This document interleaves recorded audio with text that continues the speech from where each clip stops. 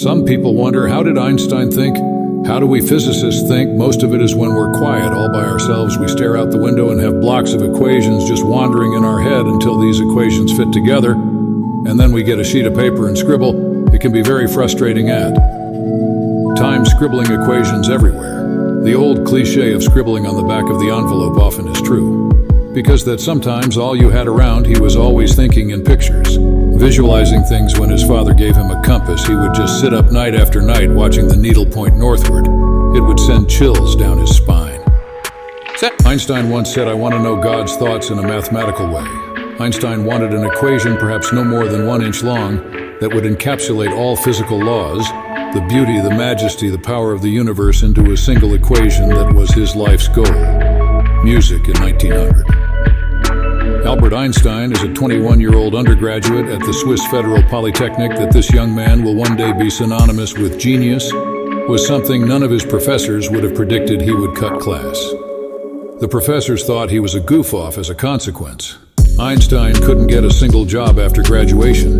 He even thought about switching fields and selling insurance. Can you imagine opening the door one day and there's Albert Einstein selling you life insurance?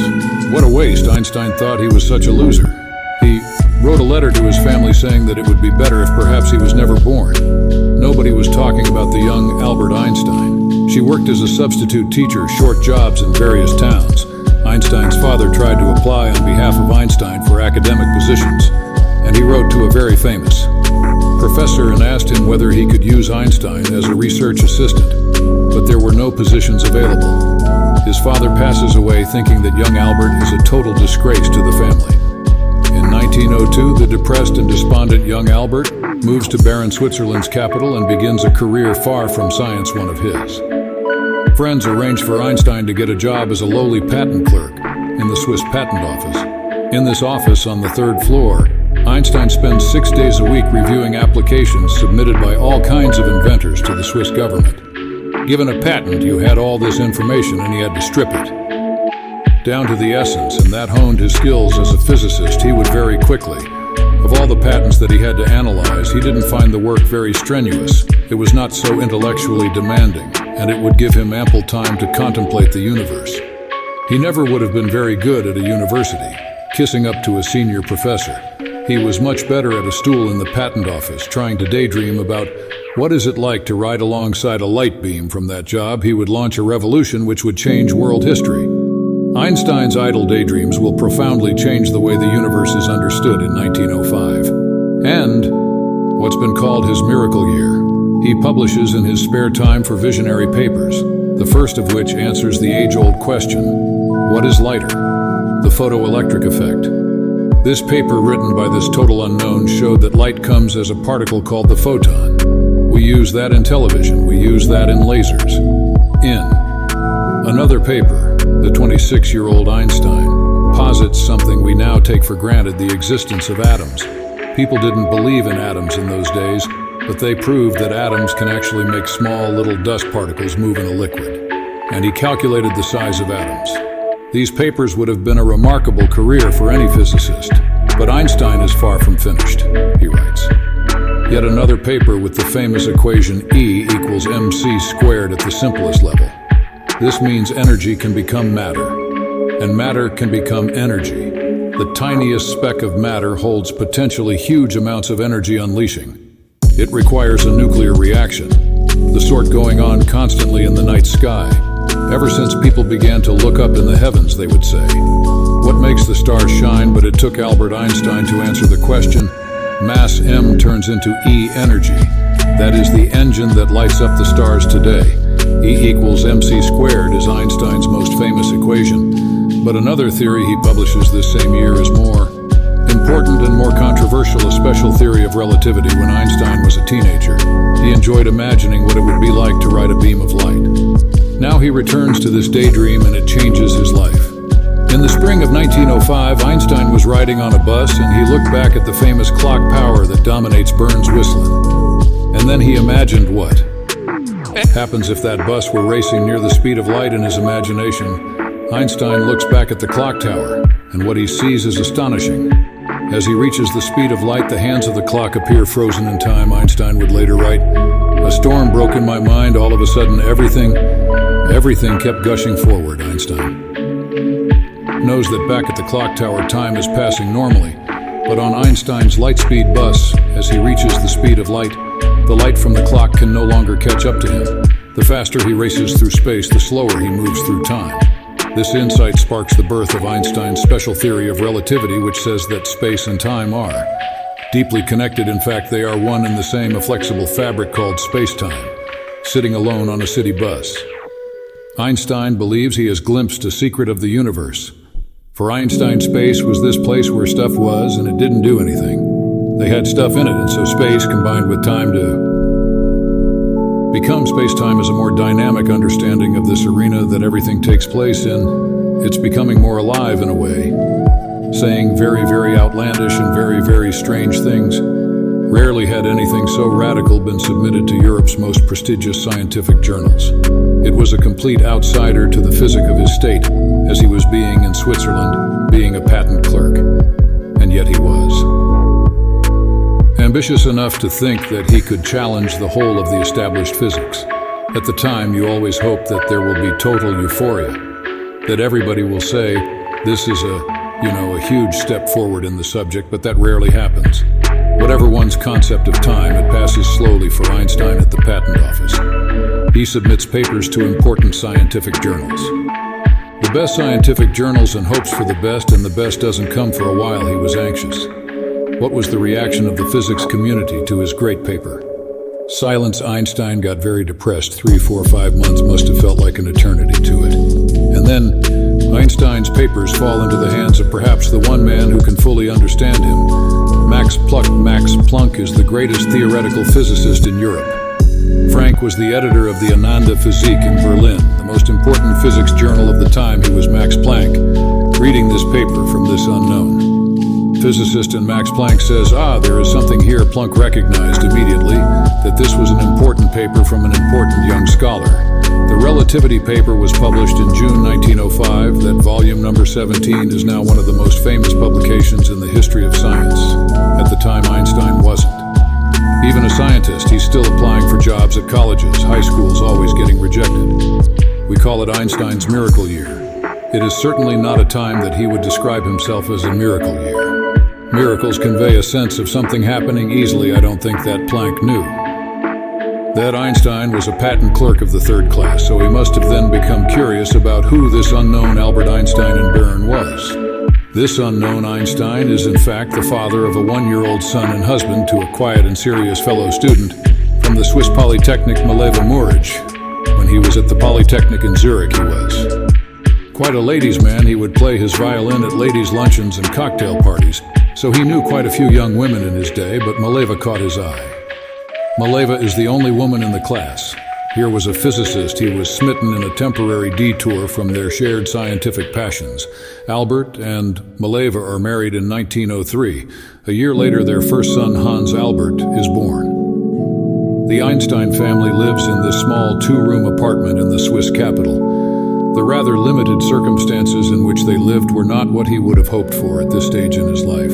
Mileva had always wanted to be a great physicist, but she flunks her exams at the end of her terms at the Zurich Polytech. She becomes a sounding board on all the great miracle year papers of 1905, especially the special relativity paper. She helps type it up. She helps check the math, but she ends up being a housewife. Einstein is trying to do his scientific work at the same time that he's working. 6 days a week. In 1907, Einstein agrees to write a new article explaining special relativity, but when he re-examines his theory, he finds it seriously limited.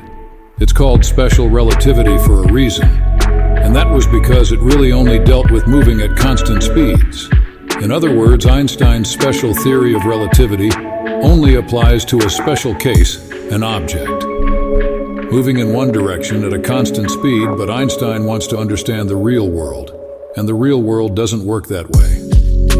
Einstein realized that his theory failed for accelerations, but in our universe everything accelerates on a bumpy road, jet airplanes, on a subway car. Everything's accelerating. So there was a defect in special relativity on Einstein's imaginary journey, if his speed varies at all. His theory his notion of how objects behave in time and space falls apart. His scientific mind wanted to apply to all cases. Einstein knows that for his theory to work, it has to account for everything in the universe, and that includes the pervasive and invisible force that holds everything together. Gravity is everywhere. Gravity holds us to the floor. Gravity holds the sun together, the solar system together. Where was gravity in special relativity? Einstein wants to expand his special theory of relativity into a general theory of relativity, a theory that will explain not just time, but also gravity.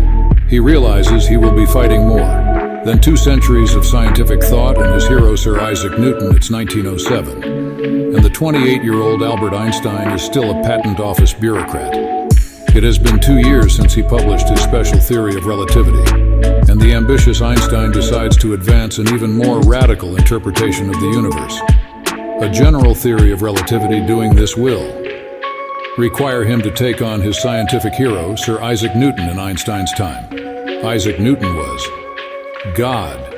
Newton was the founder of modern science. This is the actual first edition of Newton's Principia Mathematica of 1687. This priceless artifact is the very famous book which became the foundation of universal physics for centuries. Until Einstein upset the apple cart, it has been almost 250 years since the apple fell from the legendary tree on Isaac Newton's estate, giving Newton the inspiration to formulate his law of gravity. Newton said that if an object falls is because there's a mysterious force called gravity pulling it down. But, Isaac Newton himself was not satisfied by that. Objects move because they're pushed. Not pulled objects move because they're pushed. So what is pushing? This Newton didn't know. So Newton simply threw his hands up and said, I don't know, so I'm going to invent something called gravitational pull. And Einstein said, no, this theory can't. Be right, he was prepared to simply go, I really want to solve this problem. I want to really understand the whole universe. Max Planck said, you can work on gravity if you want to, but 2 problems. You're not going to be successful. The problem is too hard, and if you do, no one will believe you. It's an extremely difficult task. It's not clear where to begin or how to go about doing it at all. Ultimately, the thing that gives him that clue turns out to be his old faithful way of reasoning, the thought experiment. So Twitch, you and I would call daydreaming, but he gets to call them thought experiments because he's Einstein, he's in his office at the patent office, looking out at the window, and he imagined a man working on a roof, and he begins to wonder what would happen if one of those men were to fall off the roof. And then he had the happiest thought of his life, the inspiration of the ages. He had a vision. The man will not actually be feeling his own way. He would be weightless, and then he imagined if you're an elevator and somebody cuts the cord, what happens to you? You fall, but the elevator falls at the same rate you do. So you are weightless inside the elevator, so then Einstein got it. It's as though gravity's been switched off. What's really going on? There is no such thing as gravitational pull. The Earth has curved the space around me in space. Is pushing me into this chair space itself can be curved. That's crazy sound. Space is adjustable. It's actually malleable. Space and time are malleable. Is this flexible thing that can be twisted. You bring an object into space and it distorts the space around it. Why does the Earth go around the sun? Most people would say, well, the sun's gravity is yanking the Earth toward the sun in a circle. Wrong. The Earth is going around the sun because the sun has warped the space around the Earth, and space is pushing the Earth toward the sun. He had a new theory of gravity, a new theory of the universe. Einstein publishes his ideas about gravity at the same time. His work on the atom brings him increased attention. As a result, in 1911, he's offered a position as a full-time scientist at the University of Zurich. The 32-year-old patent clerk finally leaves Bern to become, for the first time, Professor Albert Einstein. People start realizing that those miracle year papers of 1905 are probably writing such. Getting invited to the Solvay conferences, which is the gatherings of the greatest physicists in Europe, convened by the Belgian philanthropist Ernest Solvay. These conferences bring together the greatest scientific minds in Europe, and Albert Einstein is among them. In fact, he's the youngest professor there. He made an impression. He was friendly, he was funny, and he was smart, really smart. And people saw that. That was also a moment when Maliva must have perceived that she was still part of this small Bern world. Whereas Einstein had become part of a bigger world, she writes these plaintive letters saying, "Tell me about it. I wish I were there. I would love to meet these great scientists." It was always my dream to meet these great scientists. She became jealous of not only the other physicists, but of physics itself. Einstein's lectures become the talk of scientific Europe, and he's invited to speak in Berlin, capital of the country in which he was born. Berlin at the time was the most vibrant city in Central Europe. Einstein hadn't been in Germany since he left at age 15 to avoid the draft. He renounced his German citizenship the next year. While Einstein was in Berlin, many to visit colleagues, he was also invited by a cousin, a first cousin named Elsa Einstein. They had known each other as kids, but Einstein had lost track of her living on her own, had divorced yet 2 daughters. She's just the opposite of Mileva. She's not a scientist. She's not an intellectual, but she loves making big old dinners and taking care of Einstein. They liked each other's company, taking long walks, looking at the boats, and he must have been fascinated by her. Einstein returns to Zurich. They exchange fiery love letters, and at one point it becomes so strong that Einstein says, "Please don't write me anymore. This isn't going to work." He must have felt that this was an overcomplex situation, even for now, that Einstein, if the mysteries of the heart elude Einstein, the mysteries of the universe trouble him even more. The curvature of space and warping of space-time, and you scratch your head.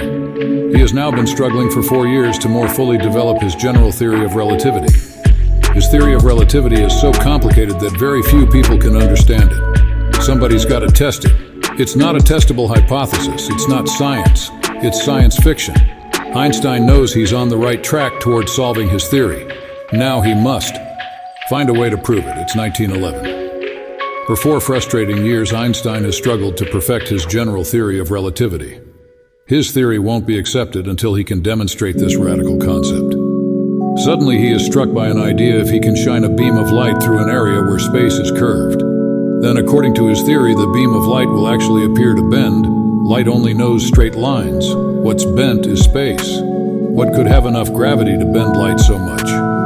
Well, what about the sun 300,000 times more massive than the Earth? The sun is the perfect object for Einstein's experiment. But how can anyone shine a beam of light around the sun? He says light from a distant star as it passes right next to the sun in the sun's gravitational field will be bent because space has been around the sun. But even if Einstein is right, he'll never be able to see it happen because the sun is just too bright, except when is the sun covered, so that we can see what's around it without being blinded by the light that only occurs during a total solar eclipse. Here's the sun, and it's blocked by the moon, and suddenly all the stars come out. We figured if you have the sun here and there's stars way back here and the light's coming in toward you, it will bend slightly, so to your eye you think that the stars had gone out like their music, like going around the sun. That's something that even his mother could understand. Nobody actually was willing to say. Without doubt, this is the truth until somebody can prove it by taking a picture. So who do you turn to? You turn to the astronomers, the astrophysicist. Our laboratory is the entire universe by 1912. Einstein believes he is finally on the verge of proving his long, percolating, and provocative theory. He publishes this revolutionary prediction and puts the call out to the astronomy world: go out and measure, he said. Go to an eclipse and do this observation. Music. Nothing happened. He actually wrote 2 well-known astronomers trying to interest them in doing a test, and was a little discouraged, I think, because he discovered, as people often do, that astronomers are busy people with many things to do and don't necessarily drop everything at the drop of a hat, even for Einstein. It's a frustrating and bitter setback for Einstein. But then, at the Berlin Observatory, a young assistant answers the call. He's an impassioned and brazen young man who's willing to go quite literally to the ends of the earth for Einstein. His name is Erwin Finley. Freud Lee was in his early 20s. He wanted to make a name for himself. He got a sense that here is my chance. This is new stuff. It's important stuff. And I could be part of it. I've seen their letter that goes there in the other direction for Mind Center for Inhalation. It's all filled with this excitement. You astronomers can do great help to me by finding proof of the relativity theory. And that's Einstein, the human being who is trying to get somebody to do things for him. B needs symmetry. He finds out from Freud. Lick that he's getting married to his girlfriend Katja, and they're going to honeymoon in the Alps. So Einstein says, come to Zurich, and let's meet Foreign-Licious on his honeymoon with his bride. And he goes to meet Einstein. He's looking for him out the window, and there he is. There's Einstein. He can recognize him because he's wearing this straw hat, and he's standing out like a sore thumb, and this is the famous Einstein that he's corresponding with this prediction and this great opportunity, and he's going to get to meet him. So he gets off the train and he shakes his hand, and they're all animated, and before they can talk, they whisk the couple off the train and they go to Frauenfeld nearby. It's a suburb. To their surprise, the newlyweds are spending their honeymoon in an auditorium, listening to Einstein speak. And in the middle of the lecture, Einstein says, "We need this eclipse test," and the man who's going to decide is sitting in the audience. His name's Urban Freud Lincoln. There he is. And everyone looks, and Freud has to stand up and be recognized, and so Freud was thrilled, this recognition. At this great meeting on the way back to Zurich, Einstein engages friendly in an intense discussion about gravitation, while the new fiancée, Katya, just looks at the scenery. They start hatching up that plan of going to a total solar eclipse. The problem with the total solar eclipse, of course, is that it's only visible over a small area of the Earth because the shadow of the moon is actually only a few miles wide. Music. They get these tables and they realize the next total solar eclipse will occur in a Crimea, which is in Russian territory, on the 21st of August 1914. Freud, that goes to his boss, says, "Look, let's go to Russia. I'm collaborating with Einstein. Will you put the money up?" Then the ape says, "No way," it just refuses. Einstein is absolutely furious, reaching beyond the European scientific establishment. Freilich writes to the director of the Lick Observatory near San Jose, California, a rugged outpost of American astronomy. It was a community living on the mountain. They all had their families, their wives were there, the kids were. There they were, depending on each other for survival. For many years, it had the largest refracting telescope in the world. But most importantly, it has William Wallace Campbell, a pioneer of eclipse photography in the 19th century. Eclipses used to be attended by astronomers who just did visual observations. I saw this. I saw that they would draw diagrams, and if people disagreed, it was one guy's word over another. Photography meant you can actually capture what was happening and do precise measurements. Campbell pioneered that technique in the early 20th century. Music Freund Lee writes a personal letter to Campbell. He says there's going to be an eclipse in 1914. Why don't you come to Russia? And let's do this. So there's this wonderful correspondence between Campbell and Freund Lake, the senior doyen of California astronomy, and this little pipsqueak of the assistant in Berlin, who's doing this against the will of his boss. They will be the first to either confirm or to discredit Einstein's new theory of gravity. This was an important observation. Campbell had a fever in him. He saw fantastic opportunities for Lick Observatory and for America. He says, "I'm going to get this sucker. This is a tough problem, and I'm going to be the one to crack it." Meanwhile, opportunity is knocking on Einstein's door. His original mentor, Max Planck, has. Asked by the King of Germany, Kaiser Wilhelm II, to recruit the best scientists for a new institution in Berlin. Planck recommends the young man he considers his own discovery, Albert Einstein. And they said, if we bring Einstein here, people will look at this and say Berlin is where the action is. It's worth whatever it takes to get him here. On July 11th, 1913, two men arrived. At the Zurich train station, Max Planck and Walter Nernst, a renowned German chemist. They are hoping that a personal appeal will persuade the rebellious young scientist to return to his German homeland. Two men, middle-aged guys in dark clothes, got off the train and they go find Einstein. They're so different. Max Planck is very proper, Prussian always, very well dressed and well groomed, wearing the monocle, talking in very formal tones, and there's Einstein is refusing, even back then, to comb his hair and dressed, and we know sort of old coats, and however he feels like it already starting not to wear socks, they make a great offer to him. He'll be a professor at the University of Berlin. He'll be a member of the Prussian Academy. He won't really have to teach. Classes, he'll have all the research help he needs. It was Max Planck, it was nerds, it was the Prussian Academy of Sciences. It was the entire world of physics that had said no. Bearing down and saying, we want you. Vincent did not answer the offer. Einstein says, why don't you just go take a trip for the rest of the afternoon up the mountain? I said, I'll meet you at the train station when you come back. I'll be carrying a bunch of flowers, and if the flowers are red, I'm coming to Germany and their flowers are white. Sorry, they'll go, thanks for coming. I've made the argument that Einstein delayed his answer to this question in part because he sort of wanted to live with the pleasure of being so deeply sought. But it's certainly true that this was not simply a snap decision, as he often does when he has a difficult problem to solve. Einstein takes a long walk. Sarah was comfortable.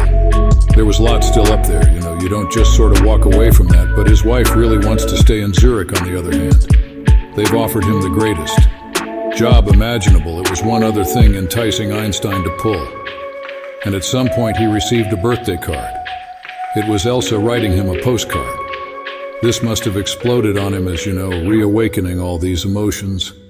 Plunk and Nernst to come back there at the train station. Einstein is there. It was a dramatic moment. It was a self-consciously dramatic moment. There would have been a little dramatic flair there. He's holding his flowers head. They look and the flower is red. Einstein says, "Gentlemen, I'll go to Germany. I'm going to become one of you, music, by April 1914. Einstein's world is looking brighter. The solar eclipse needed to help prove Einstein's long-gestating general theory of relativity is only 4 months away, and Einstein is on his way to Berlin to join the Kaiser Wilhelm Institute, an elite group of scientists working under Fritz Haber. The Institute's director, Fritz Haber, was one of the greatest chemists of the 20th century. He developed a process that could be used in producing an artificial fertilizer, with the help of which millions could be fed, and he was a hero. Haber and his family host Einstein's wife Mileva Maric, while she looks for Therese. Apartment for herself, Albert, and their 2 children. Haber observes that resettling in Berlin seems to be unsettling. Relations between Einstein and his wife Mileva always was a brooding and somewhat despondent woman. And in Berlin, against much worse, he's dallying with his cousin Elsa. Einstein is a very brutally honest guy. And so every now and then he apparently would tell Mileva about Elsa. Then they start fighting with each other. Not surprisingly, the man who approaches the universe in a unique way has a rather unconventional approach to married life. Einstein gives Mileva an ultimatum: if you want to stay married to me, you have to do the following things. It's a contract. It says you have to bring me my meals in my room. You have to speak to me only when I want to have conversation. You're not to expect intimacy from me. More power to her. She doesn't sign this contract. She decides, no, I'm not going to go for that. She goes and stays again with Hodder and his wife Clara. In that time, Haber is sort of a go-between. And his negotiating, he's trying to hold them together. He's the one who keeps seeing if maybe they can come to an accommodation. They both respect him, but Haber's best efforts to save the Einsteins' marriage are a failure. The decision to split is finally irrevocable, and Einstein says it's not going to happen, lacking enough money to support 2. Households Einstein makes Mileva a brazenly self-confident proposition. He offers her a deal. He says to her one of these days, "One of my papers will win the Nobel Prize. If you give me a divorce, I'll give you the money," and this is an amazing sum of money. She could end up very wealthy and she could move back to Zurich with the kids. He is sure he's going to get a Nobel Prize. Mileva is not quite sure. She's a scientist. She calculates the odds. She consults with Fritz Haber. She decides to take the bet. Leave it takes the 2 young boys, and Einstein accompanies her along with Fritz Haber. Einstein has to go to the train station, say goodbye to his boys. They starts crying. Haber's never seen him cry before. This was a really quite devastating moment for him. And Haber was the man he was with, sort of holding him up through this snowman. Einstein has staked his children's future on winning the Nobel Prize, by no means a sure bet. He is dependent on Erwin Freundlich and William Campbell to bring him photos of the total solar eclipse, so he can see how the stars seem to move. Shortly before saying goodbye to Malaya and the boys, Einstein has another farewell at the Berlin train station. They're as foolish with his 2 buddies about to leave Berlin. Einstein is there. He's very, very anxious. Freundlich and 2 of his colleagues are looking for astronomical cameras and cumbersome equipment on a long and treacherous journey. They're going to take a train and go all the way to the Crimea in Russian territory. Freundlich and Campbell hope to maximize their chances of good weather and good eclipse photographs by camping in different sites. Frolich's party sets up in southeastern Crimea. Campbell locates near Kiev. They are both determined despite the frightening and spreading rumors of a world war. Then the worst happens on June 28, 1914. The Archduke Franz Ferdinand of Austria is assassinated. The German Kaiser declares war on Russia, and Einstein's eclipse expeditions are suddenly in jeopardy. Einstein is really worried. Einstein has no way to warn them, didn't know what was going to happen, and then deep in the Crimean forest, the war comes to fry lives. Cap Friendly suddenly sees some uniformed Russian officers coming to his camp and asking him for his papers. The heart starts going beep, beep, beep. Russians come over to see what they're doing and realize these are Germans with a telescope. and they start tearing down his equipment. Get off my equipment. I have to observe an eclipse. These are our possessions now. Your country declared war on us. You have nothing to say. They arrest them immediately as no questions asked, and they are considered spies. Hairfine Lake, you are now a prisoner of war. What Campbell and American is neutral, and the Russians allowed them to continue to observe the eclipse music. They had come all this way, spent all this money, survived the fact that war broke out, and clouds ruined their plans. Total failure. Music, not only does Campbell fail to get his photograph, but he is forced to abandon his state-of-the-art equipment because he is an American. Campbell is not arrested, but he leaves. For home, a defeated man, Campbell says one wants to come home by the back door and see nobody. Einstein and Berlin is shattered. The expeditions are failures roaring like, and his team spent several months as prisoners of war in Russia for Einstein. It is a disaster proof of his most revolutionary theory general. Relativity is slipping between his fingers. Music, the outbreak of World War I, leaves Einstein's Russian eclipse expedition in shambles and threatens to further obscure the long-sought proof of the relativity theory in which Einstein has labored for years the war killed. Communication between scientists, the open exchange of ideas, was gone. Overnight, ties were cut once the United States joins the war. Astronomer William Campbell sees things differently. Panville dedicated himself to the eclipse problem independently of its former colleague. From Germany, who he now viewed as the enemy in Berlin, the whole atmosphere had changed when Einstein looked out of his window. He would see a lot of patriotism in his eyes. A whole nation went crazy. All of Einstein's expectations of the kind of city he was going to live in disappear the gun. Hundreds of thousands of German young men marched enthusiastically. His best colleagues, Planck and Haber, were enthusiastic about the war. His close friend Fritz Haber, like Einstein, was born German, and Jewish Fritz Haber converted to Christianity and tried to assimilate as much as possible. One of his great moments of pride when he actually received a commission in the German army, really almost unheard of award for a converted Jew. Einstein saw this as ridiculous. Haber said, "I'm a chemist. I understand the chemistry of the chlorine atom very well. I know that chlorine gas is poisonous. Can I turn this into a useful weapon?" Haber felt he could construct a devastating enough weapon that aided in the war quickly. Thus, a humane outcome. The Institute Haber's direct is turned into testing gas to be deployed on the Western Front. Einstein has an office in Haber's Institute. Einstein was disgusted by the eagerness with which Haber is first amongst his colleagues, but many of his colleagues went looking for ways to kill people and kill them more effectively. Baba was one of the first to develop terrible weapons out of the potential of science early in the war. Haber's new mystery. Weapon poison gas is tested on a Belgian battlefield. Haber was there and said, "Release the weapon." This low cloud drifted over the battlefield, and the cloud just sort of forms. This was the first time this ever happened. Troops had seen things that looked much worse than this cloud, and the effect was devastating. I mean, the troops were just blown out of their trenches. Baba saw thousands of people who died, thousands of soldiers, about 5,000 soldiers. Their lungs begin to fill with fluid. And as the deterioration of your body continues, you can lie there on dry ground. In effect, drowning. Albert Einstein takes a look at his close friend and his, intimate professional colleague and says, in effect, "You're pathological. This is grotesque." He writes a letter to a friend in Switzerland that says all our supposed technological progress is like an axe in the hands of a madman. Baba never resented it. And it's so strange that he befriended Einstein so closely. They were living on different planets. The war posed a big dilemma for Einstein because in his personal relationships he respected and was even fond of his colleagues, but rejected their wholehearted support of the war. He comes across this very publicly hyped and published document called the Manifesto of 93, signed by 93 leading German academics, including the people who brought him to Berlin and the people he most values, Haber, and above all, Max Planck. Manifesto says Germany had to fight. It was justified and morally acceptable to fight. And this shocked Einstein, in effect, a betrayal. This was the moment when Einstein realized that there were some things about life outside physics that were important enough, but he had to actually go out on a limb and take some personal risk to defend. He actually tries to present a counter-manifesto of other German academics who say, no, there's something else out there besides national pride. national competitiveness, national fury, and for people sign the manifesto. We're never published, it fails. He becomes a pacifist, he becomes a war resistor, and Einstein's nearly alone, he's isolated. He's being rejected by his colleagues, his marriage is breaking up, he's having a custody battle for his kid. He immerses himself in his science.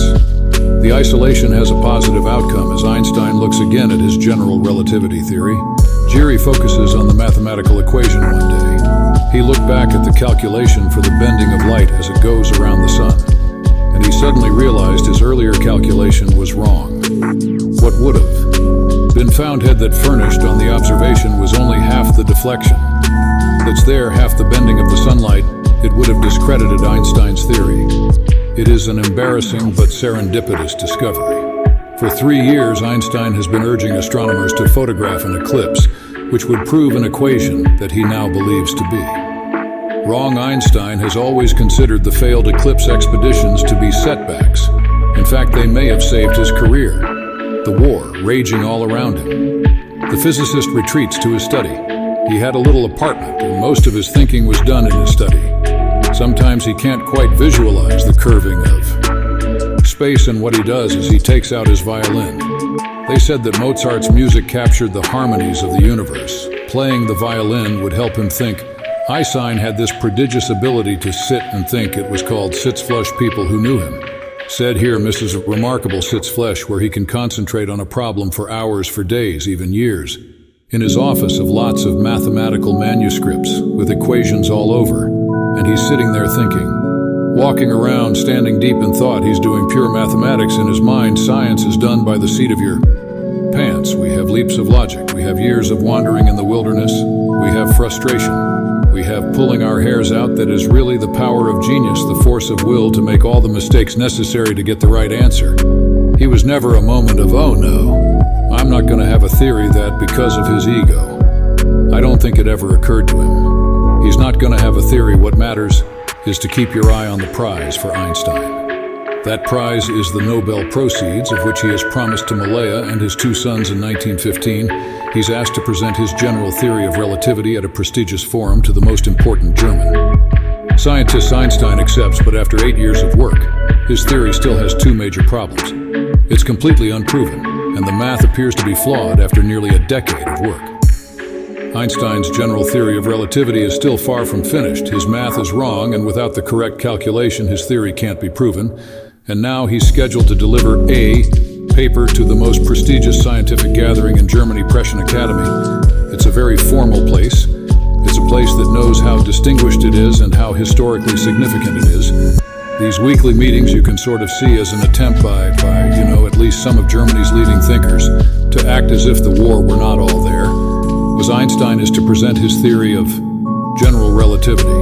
The problem for Einstein is he hadn't finished it yet. In the fall of 1915, Einstein was hardly thinking about anything else. He was completely focused on finding the solution to a puzzle that had occupied him for more than 8 years. Einstein is trying to come up with these equations that describe how space is. Curved, he's working deep into the night. If you look closely, it's really trial and error. You're not seeing a mathematician who just, throws the ideas, perfect formulas onto the paper of the notebook. He can sense everything and says, nonsense, these terms disturb, so he's sort of talking to the math. Sometimes he turns the notebook around and then he throws it away. Was disgusting. It can be a real blow when an idea you've been working on doesn't work out. This gut-wrenching feeling since discovering his math error. Einstein believes he's making real progress. His equations are nearly complete. He accepts an invitation to speak at Goodman University, essentially a dress rehearsal for the Prussian Academy. Einstein is up at the board writing his equations and trying to describe his problem in the audience as one of the greatest mathematicians of all time. David Hilbert sits there and listens very carefully to Einstein.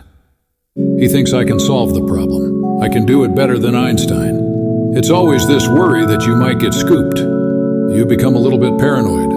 Oh, sometimes a lot paranoid. There's always this feeling I have when I have a good idea, which is that, well, if I've had this good idea, that probably means that someone else is going to have or has had this good idea. To Einstein goes back to Berlin, and Hilbert goes into his own office, and Hilbert sits there and thinks and tries to race Einstein to the big Prize of General Relativity. He was one of the greatest mathematicians of his time, a controversy between the two giants, a giant of physics and a giant of mathematics.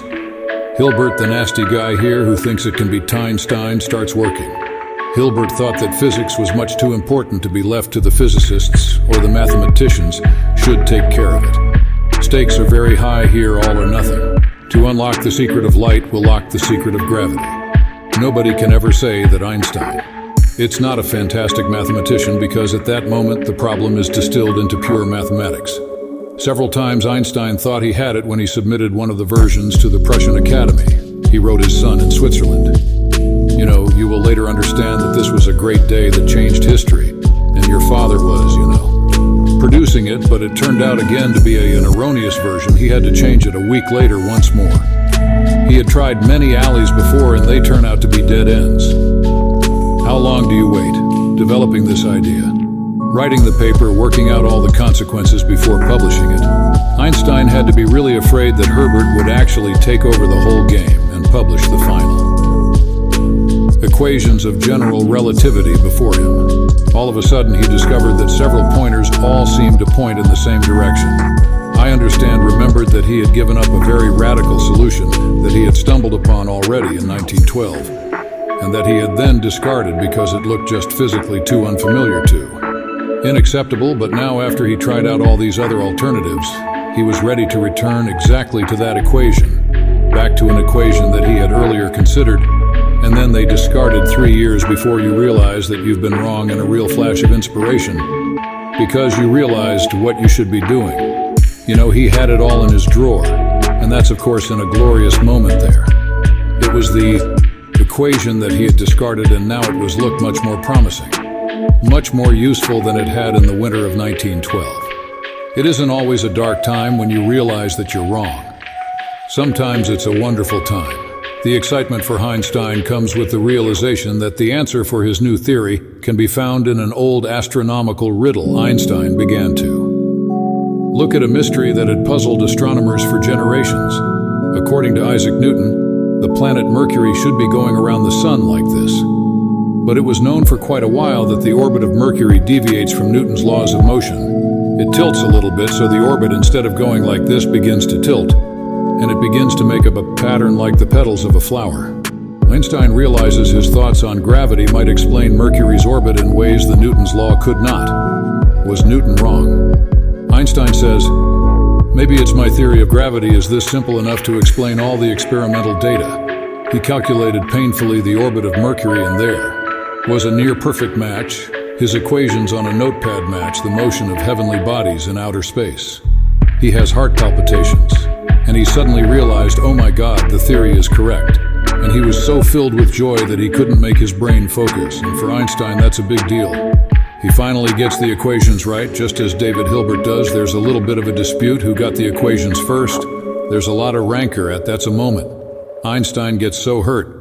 Hilbert was very gracious. He says it's Einstein's theory. Einstein deserves the credit. He's victorious. The theory is Einstein's. On November 25th, 1915, a momentarily triumphant Albert Einstein holds in his hands what he believes is the final equation for the general theory of relativity.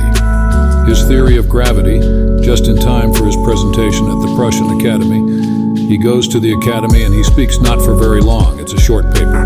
With that, yet the general theory of relativity, which describes how space and time tell matter and energy where to go.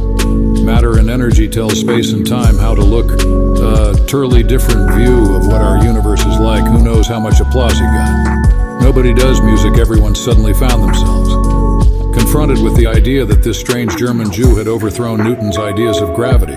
What exactly this meant. Now no one was quite sure. There's still no physical proof of it. No one understood Einstein. Einstein believes he has finally got his theory right, but he knows that it won't be accepted until he can prove it, and he can't prove it without photographs of a total solar eclipse 4, that Einstein. We'll have to wait again. Music. Einstein publishes his completed general theory of relativity in 1916 with a corrected mathematical equation, but there was still much work to be done. He needs photographs of a rare solar eclipse to prove the theory's accuracy, but in war-averaged Berlin now under Blockade by the British, even the basic necessities of life are hard to come by surrounding him. Berlin was an impoverished city, and the hunger grew so bad that there were hunger riots in the middle of a harsh winter. Einstein's intense productivity comes to a sudden halt. The reason he stops is he's exhausted, and he's sick. Bad stomach problems. He's really sick. He writes, don't eat, I haven't been able to sleep, and he succumbs to a physical and a mental breakdown. Einstein retreats to a small apartment in Berlin. His cousin Elsa becomes his nurse and savior. Elsa keeps cooking for him, bringing him food, eventually having Einstein move in with her while. Einstein's health is in Elsa's hands. The fate of his theory lies with astronomers. One of them, who will play an important role, is at Cambridge University in England. Arthur Eddington is a scientist, but also a religious man who attends this small Quaker meeting house just across the street from the university. Sitting in the back row at this Quaker meeting, full of people sitting quietly, is Arthur Stanley Eddington, head of the Cambridge Observatory, known all around the world as one of the most brilliant minds in astronomy. The war has taken a heavy toll on Eddington and his fellow Quakers, nearly all of whom morally oppose the war and refuse to fight the Germans. He's one of the few men left. It's just him and the women. Day by day, men were disappearing from these benches, not because they were going off to fight in the war, but because they were being arrested for being conscientious objectors. Anti-German feeling crippled scientific communication. Eddington knows nothing of Einstein's new theory until February 1960, when he receives a package from a colleague in the neutral Netherlands astronomer Willem de Sitter. Inside is a copy of Einstein's paper that de Sitter has translated into English. Eddington opens it up and realizes immediately that he's seeing something of tremendous scientific significance, and he writes back to de Sitter. No one in England knows about this, no one, so he asks de Sitter, tell me about this. Einstein. De Sitter says, well, Einstein didn't like the war, and in fact had written a manifesto against the war, and when Eddington hears this, he says, this is perfect, this is so important, we have to do something with it. The mission becomes more than a scientific quest. Like Einstein, Eddington is isolated. Because of his political convictions, Eddington sees this exciting scientific challenge as a way to show that scientists across enemy lines can support each other for a higher purpose. Eddington says relativity is the most important scientific theory since Newton, and it's done by a German, and even better, Einstein, a brilliant, peaceful scientist. He wanted to stand up there and show the world, and show his scientific colleagues that an Englishman will stand up for a German. And the Eclipse expedition was the perfect opportunity. But the forces of interplanetary alignment may not wait.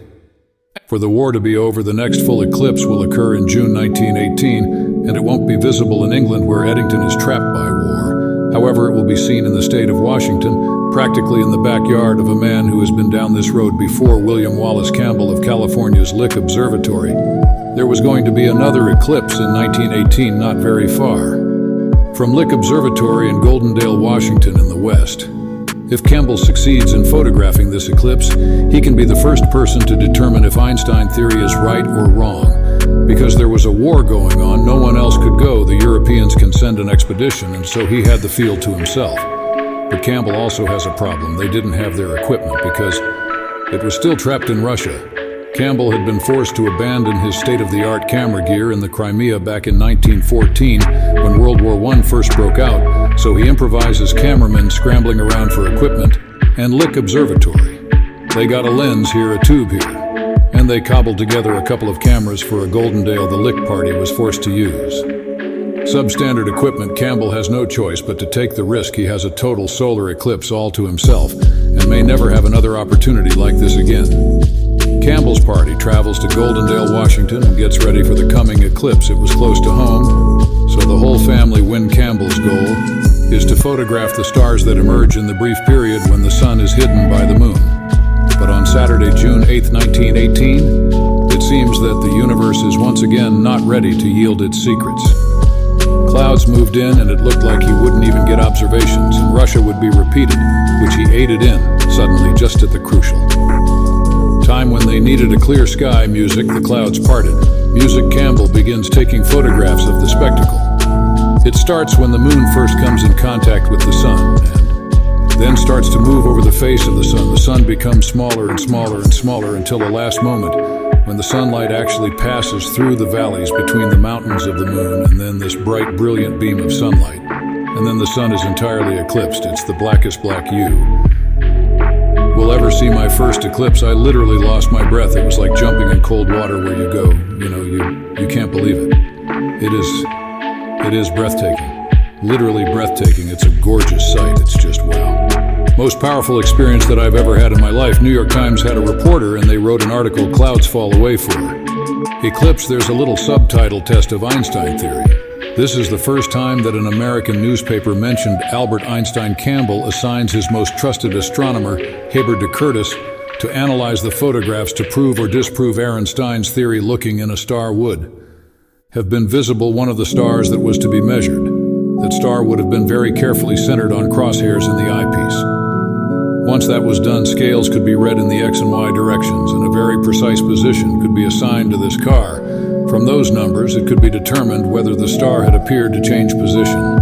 Einstein has predicted that the warped space around the sun will create an optical illusion, making the stars appear to move outward ever so slightly.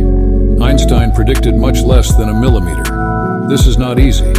Unlike most theories that people put forth, Einstein's general relativity makes very specific prediction, very tight, it's got to be this, and if it's not that, then the entire foundation of the idea has got to be discarded. Extremely precise, painstaking measurements. There was no wiggle room in Einstein's relativity, because the idea that gravity is the manifestation of the curvature of space and time, we're going to say how much it curves and what happens to matter or light in the presence of that curvature calculated. Make the prediction. If the prediction doesn't come true, you don't go say, okay, let me see if I can tweak the theory. Not in this case. You can see on these pages the kind of labor that Curtis had to endure in order to make these measurements. His page after page after page of this, some pages crossed out, all you need. It was one experiment to show that any aspect of relativity would fail. They need have to go back to the drawing room completely. Curtis looks at the stars and sees nothing unusual. They all appear in their normal places, which can only mean one thing. Einstein is wrong, but Campbell is unwilling to risk his reputation on improvised equipment nobody wants to reveal an answer until everything has been double-checked. The best tactic is total silence until you're absolutely sure what you found. Campbell orders Curtis to check his results again and again. As Curtis works in quiet isolation atop Mount Hamilton, Europe is in chaos. The order of Europe changed completely. We have three empires that disintegrate within weeks of each other. On November 9, 1918, Kaiser Wilhelm abdicates the throne. Einstein notes in his lecture book class, canceled due to revolution in the immediate aftermath of the war. German scientists, including Einstein, are still not allowed to travel, but Eddington can. Einstein learns that he is going to Africa to photograph a solar eclipse expected on May 29, 1919. Eddington leaves Cambridge. The hallways are full of crutches and canes. Cambridge begins to fill up with students again, but they're crippled or they're maimed. He had no fanfare. He's heading off on a lonely adventure. Eddington believes in Einstein and hopes to bring back proof of his controversial theory. But in California, astronomer William Campbell is preparing to deliver his own results, and the news appears to be devastating on two fronts and two continents. The proof of Einstein's theory now hangs in the balance. Music. It's February 1919 atop Mount Hamilton in California. William Wallace Campbell is examining and re-examining photographic plates which appear to indicate that Einstein's general theory of relativity, his theory of gravity, is wrong. But Campbell has competition from British astronomer Arthur Eddington, who was on his way to photograph an eclipse in Africa. Eddington leaves Britain and heads south. He's in his late 30s. Travel in those days was not comfortable. This is the tropics, the height of summer. It must have been a very unpleasant place to be in May of 1919 after 10 weeks at sea. Eddington and his assistant arrive on the shores of Principe, a small island off the coast of West Africa. Malaria is a big problem. There are poisonous snakes. As to hack his way through the jungle, they spend a month building a telescope in the middle of the jungle the day of. The eclipse brain is coming rolling down. He's crushed, phenomenal disappointment. But then suddenly, amazingly, a gap in the clouds. He sees a black moon.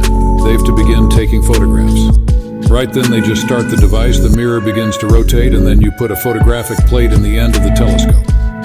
It holds the show them, and that plane is to be held with the telescope. Everything is to be aligned correctly. Take it out, take out a new photographic flake, put it in, take it out, put a new photographic plate in, and you try to get as many as you can. Tremendous race, but let's keep calm. Let's maintain composure. There's a great tendency to leave the lens cap on to get the exposure incorrect, to make a fundamental error. That would then ruin your career time as ticking away the precious seconds. He doesn't really care about the sky going darker. He's looking for the star that's right there, by the sun. Raising the sun, he's so busy working the telescope and switching out the photographic plates that, as he says it, he just had to do it in faith. He basically had to trust that something was going to appear on his plates like Campbell before him. He is in for a crushing disappointment. He quickly discovered that most of his plates were worthless. The clouds have obscured nearly all the stars on every single photograph, but the very last few plates had just a few stars, which gave him some encouragement that he was going to be able to salvage something. You can imagine Eddington in this remote island sitting down with a micrometer, a measuring machine, and looking, this distinguished theorist looking at these plates. His discipline is phenomenal. Now to make these measurements, it's difficult. We're sitting here under this thick layer of atmosphere light, comes from the distant reaches of the universe, and then it gets like jiggled and wiggled and smeared as it gets through the atmosphere and by. The time you're looking at starlight, which should be a pristine point of light, it's the smudge. It's a smudge to quickly become apparent that it was going to be a much, much more difficult job there doing his precise measurements in the middle of the jungle. He can't wait to get back to Britain. Of course, it's going to take you months to get back. My son was waiting very anxiously. He was getting a lot of letters from friends and colleagues and asking if any news. It was the foot, but relations between England and Germany were very, very frosty. And Einstein didn't think it would be at all appropriate for him to presume to write to one of these English astronomers and ask them what was going on. Eddington returns to Cambridge Observatory just as Campbell sails into London. Campbell is here to address the Royal Astronomical Society, an organization dating back to the age of Isaac Newton. He carries with him the secret results of his eclipse expedition of the year before. Campbell is the first to speak, and he was nervous because there are loud emotions flying about this test, and a lot of reputations at stake. The anxiety must have been enormous because he's in front of all of his colleagues. There is that one moment, the one moment that you stand before your peers. I don't think you ever really feel ready, butterflies. And then finally, Campbell announces his results. He said Einstein is wrong, and Lick Observatory says Einstein is wrong, but the session takes a dramatic turn. With the reading of a cable from Eddington, his preliminary findings show just the opposite. The British were going to say that Einstein's right. Eddington still had more calculations to do, and it wouldn't be ready for a couple of months. But here we have this special meeting of the Royal Astronomical Society. Everyone's watching. Campbell says Einstein's wrong. The British say we don't know yet, but it looks like he might be right. We just delivered death blow to Einstein. Campbell started to really get nervous sitting in that room. Campbell sends an urgent message to his colleagues back in America who are about to release their negative report on the eclipse photos. It was an historic cable of 5 words: delay publishing Einstein results. Cowball 4 months later on November 6, 1919. Eddington travels from Cambridge to London to address the Royal Astronomical Society. He has finalized his photographic findings on Einstein's theory. People come down from all over England to see what's going to happen. Everybody is shoving their way in there so they can see what the results are going to be. The portrait of Newton overlooking the whole ceremony. Cut Newton being able to look down on this meeting. I think he would have been absolutely fascinating. Eddington begins the meeting by pointing to the portrait of the founder of the Royal Society and saying, "Forgive us, Sir Isaac Newton. Your universe has been overturned. The eclipse was partially obscured by clouds, but a few photographs of value were obtained." The Secretary of the Society records Eddington's results. The measurements of the plates have led to the conclusion that the deflection of 1 second .75 at the sun's limb, predicted by Einstein's general theory of relativity, is verified by the eclipse observations. The public interest that gets generated by this is tremendous. Outside of the scientific community, No one had even heard of Albert Einstein, let alone his bizarre theories. Now the public learns that everything they believe about the universe is wrong. The Times of London says, in effect, there is a whole new theory of the world. Ideas we've known for him hundreds of years are wrong. And this man, as German scientist Albert Einstein, has given us a new truth. The New York Times has one of the greatest headlines: men of science more or less agog over eclipse observations, Einstein theory triumphs. And it is then that the German press also picks up on these events. Was a Berlin magazine that shows him this romantic face with the already fairly, dramatic hair, his faraway look in his eyes, and the caption to the cover of this magazine says, a new figure in world history. Although few people really understand Einstein's ideas, soon everyone knows his name. Beers are named after him, mothers named some of their children after him. Einstein himself never realized that his obscure theory of gravity would excite the public imagination. He says things are crazy here with the press. They all want an article, they want a lecture, they want photographs. It is all a craziness. This is, one of the first great ages of photography. There are pictures of Einstein, there are undersea cables, people can carry news all over the world, there are newsreels, you can see the man moving and talking. We thought, no Shakespeare, no parody, no Newton North or Appeal, no Path and no Lee. But despite the public adulation, scientists still have their doubts about his theory. People are making a mistake. They're mistaking Einstein's fame for acceptance of his theory. They're equating the two, and that's very far from what happened. A backlash set in. The New York Times, you can see that they were constantly questioning, who is this famous scientist? Most British people and most Americans, mostly people from the Allied powers, were very hostile to Germany after the war.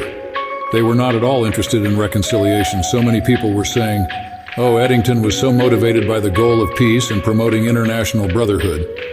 He was so convinced by the theory that perhaps he allowed himself to be a little bit biased. He's been criticized for fudging the figures. The photographic results from the solar eclipse expeditions, Eddington's and Campbell's, result in a split decision.